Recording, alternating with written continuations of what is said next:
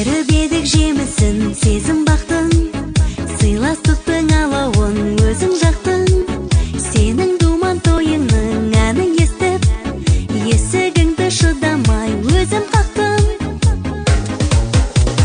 Бүгін қандай тамаша, көңілді күн, көңілді күн, көңілді күн. Сені қуанышыммен құттықтаймын, бақытты бол жан досым.